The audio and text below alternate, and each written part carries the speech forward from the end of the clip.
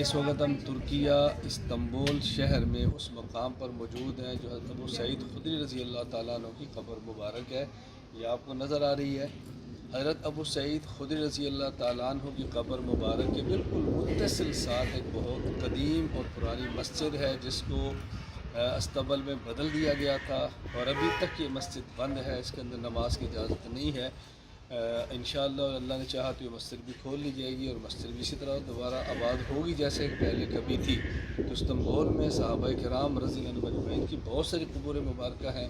ہم نے کوشش کی ہے کہ ایک ایک قبر مبارک آپ کے سامنے لائیں تاکہ ترکیہ آنے والے لوگ صحابہ کرام کی قبور پر بھی تشریف لائیں اور ان مقدس مقامات کی زیارت کریں۔